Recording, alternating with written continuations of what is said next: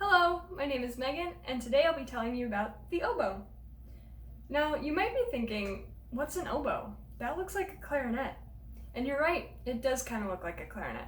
But this is actually an oboe. The way you can tell the difference is by looking at the top. The top of the oboe is very skinny, like this, and the top of the clarinet looks like this. So you can see they're very different. They actually sound a lot different too, but they're both woodwind instruments. The top of the oboe is called the reed, and that's how the oboe makes sound. And the oboe reed is a double reed, which means that there are two pieces of cane instead of one, like for clarinets and saxophones. The two pieces of cane make a tube, and then you blow into the tube to make sound, like this. Kind of sounds like a mosquito, but it gets better than that, I promise.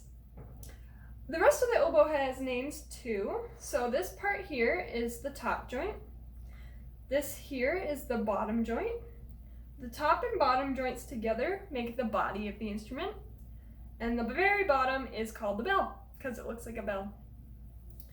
The oboe has a very interesting, unique, and beautiful sound, which is why it's my favorite instrument and why it gets a lot of solos in the band and orchestra.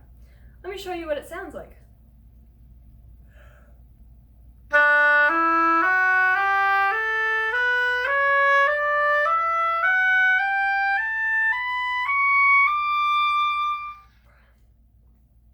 So that was a D major scale. Let me show you what the lowest note sounds like on the oboe, which is B flat.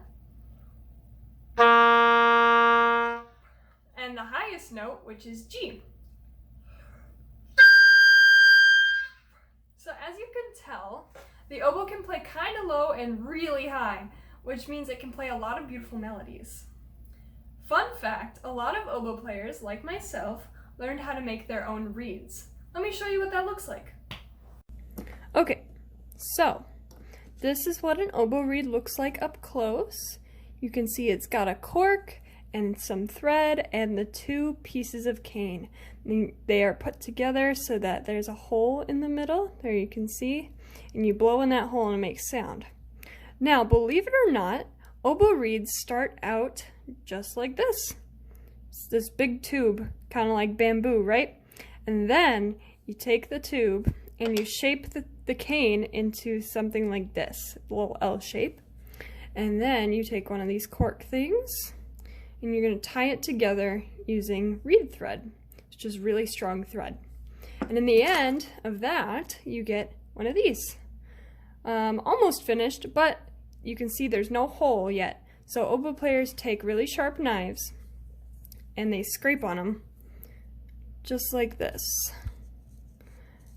And that makes it thinner so that it can vibrate, and eventually we cut open the top and then you get a beautiful finished oboe reed. Now I'll play a short piece for you from the opera Carmen. This is the habanera, but you might recognize it from the beginning of the movie Up.